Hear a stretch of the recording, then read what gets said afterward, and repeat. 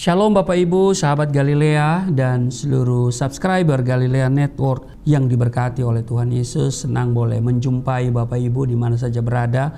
Apa kabar hari ini? Apa yang kau pikirkan? Mari kita datang di hadirat Tuhan. Kita membaca, kita merenungkan firman Tuhan. Mari kita berdoa. Bapa, di dalam nama Tuhan Yesus, kami mengucap syukur hari ini kami ada karena Tuhan yang adakan bagi kami. Terima kasih untuk sepanjang malam dalam istirahat tidur kami, Engkau menjaga dengan penuh kasih setia. Engkau mengaruniakan kami tidur yang baik dan kami boleh bangun hari ini dengan kesehatan, kekuatan dan semangat yang baru untuk kami melanjutkan hidup yang Engkau berikan kepada kami. Sebab kami menyadari bahwa hidup ini adalah sebuah penugasan. Maka kami akan membaca, merenungkan firman-Mu sehingga kami menjalani hari ini dengan Tuhan dan tentu sukacita dan mengucap syukur akan selalu mewarnai kehidupan kami. Kami percaya berkat-Mu tersedia untuk kami dan ada kemenangan yang kami raih, ada janji Tuhan digenapi dalam hidup kami. Berkati kami semua, urapi kami, urapi hamba-Mu di dalam nama Tuhan Yesus. Haleluya, amin. Saudara, saya mau bilang begini, berkat Tuhanlah yang menjadikan saudara dan saya kaya. Haleluya. Ibrani pasal 13 ayat 1 sampai dengan ayat 6 kita akan baca nasihat dan doa selamat. Demikian judul dari Lembaga Alkitab Indonesia. Ayat 1, peliharalah kasih persaudaraan. Jangan kamu lupa memberi tumpangan kepada orang, sebab dengan berbuat demikian, beberapa orang dengan tidak diketahuinya telah menjamu malaikat-malaikat. Ini luar biasa loh. Jadi kita tetap memberi tumpangan kepada orang, sebab dikatakan di sini dengan berbuat demikian, sebetulnya kita sedang menjamu para malaikat. Ayat 3, ingatlah akan orang-orang hukuman, karena kamu sendiri juga adalah orang-orang hukuman. Orang-orang hukuman itu di mana? Di penjara. Mari kita menjadi pelayan penjara ya. Mungkin saudara tidak pergi ke penjara, tapi mari kita doakan mereka ya. Saya alamin, jadi saya butuh doa dari Bapak Ibu ya, waktu saya di penjara.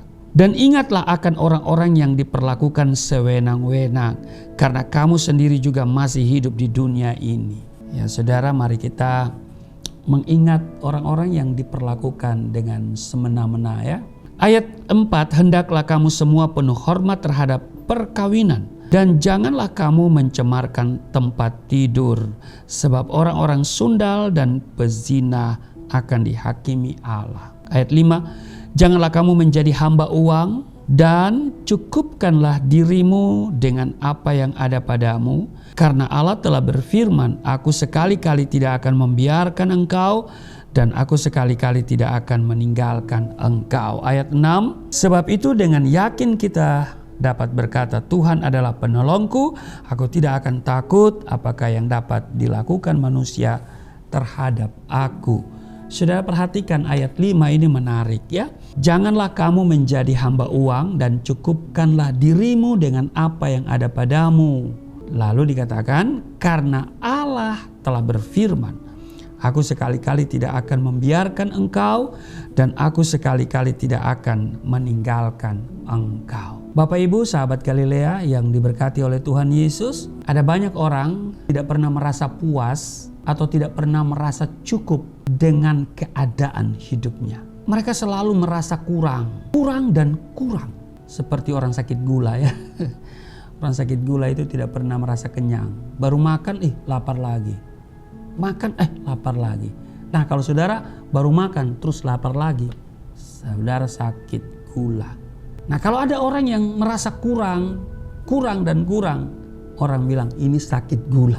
Saudara, ada tertulis, siapa mencintai uang tidak akan puas dengan uang, dan siapa mencintai kekayaan tidak akan puas dengan penghasilannya. Siapa mencintai uang tidak akan puas dengan uang. Dia punya 100 triliun, kurang.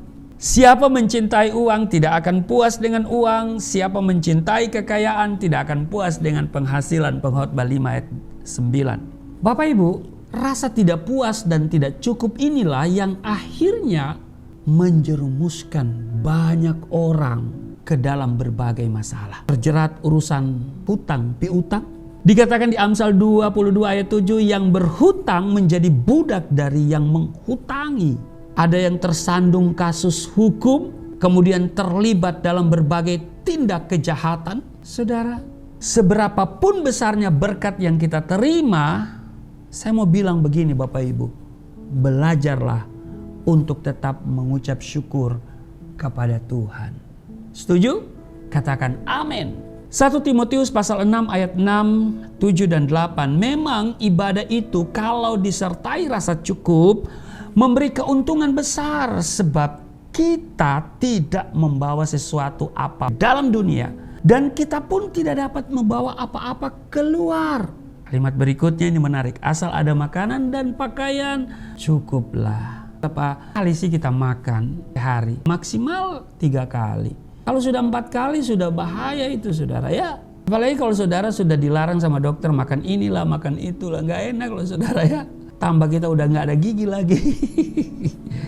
Udah darah tinggi, hipertensi, udah gak bisa makan asin ya. Makan yang enak-enak udah gak bisa.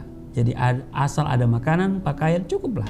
Cukupkan dirimu dengan apa yang ada padamu. Karena itu yang Tuhan ajarkan kepada kita. Di Lukas pasal 3:14, cukupkanlah dirimu dengan gajimu. Gajimu berapa? Cukupkanlah dirimu dengan gajimu. Kalau saya nggak punya gaji, saya punya berkat. Itu aja. Nah Bapak Ibu, kalau kita dapat puas dan bersyukur dengan keadaan yang ada, pasti kita tidak akan terserang berbagai penyakit saraf, stres, atau frustasi. Dan kita dapat menjalani hidup ini dengan tenang. Sebaliknya, dikatakan di dalam 1 Timotius 6 ayat 9, mereka yang ingin kaya terjatuh ke dalam pencobaan, ke dalam jerat, dan ke dalam berbagai-bagai nafsu yang hampa dan yang mencelakakan, yang menenggelamkan manusia ke dalam keruntuhan dan kebinasaan. Jadi Bapak Ibu, tidak boleh tidak, kita harus berpegang teguh pada janji firman Tuhan. Bahwa Tuhan tidak akan pernah meninggalkan dan membiarkan kita. Sekecil apapun berkat yang diberikan Tuhan tidak akan mendatangkan malapetaka. Tetapi berkat yang dicari dengan jalan yang salah, sebesar apapun pasti mendatangkan derita. Amsal 10 ayat 22, berkat Tuhanlah yang menjadikan kaya, susah payah tidak akan menambahinya. Jadi andalkan Tuhan dan libatkan Dia di setiap usaha dan pekerjaan kita. Amin. Niscaya berkat-berkatnya dicurahkan dalam hidup kita. Katakan amin. Jika Tuhan yang membuka pintu berkat bagi kita, tidak ada kuasa manapun dan manusia siapapun yang dapat menutupnya. Sebab dikatakan Ia membuat segala sesuatu indah pada waktunya. Bahkan Ia memberikan kekekalan dalam hati mereka. Pengkhotbah 3 ayat 11. Tanpa rasa syukur, dengar baik, sebaik apapun berkat, sebesar apapun gaji kita, pendapatan kita, itu tidak akan memberi rasa cukup. Karena itu mari kita selalu bersyukur. Dengan bersyukur senantiasa, sekecil apapun berkat, ini akan bisa membuat kita damai dan bahagia. Tuhan Yesus memberkati. Mari kita berdoa. Terima kasih Tuhan. Kami diingatkan bahwa kekayaan itu bukan kekuatan kami, tetapi berkat Tuhan. Sebab itu kami mau cukupkan diri kami dengan apa yang ada pada kami. Karena Engkau sekali-kali tidak akan membiarkan dan meninggalkan kami. Terpujilah Engkau, berkati seluruh sahabat Galilea yang selalu mengikuti sahabat Galilea ini. Mereka yang aktif di live chat, mereka yang akan menyaksikan sesudah tayangan ini. Tuhan, Engkau berkati mereka semua. Yang sakit disembuhkan, mereka yang letih lesu berbeban berat diberikan kelegaan, mereka yang terikat oleh dosa dilepaskan. Di dalam nama Yesus ada pemulihan. Kesehatan dipulihkan dan keuangan dipulihkan. Di dalam nama Tuhan Yesus, haleluya. Amin.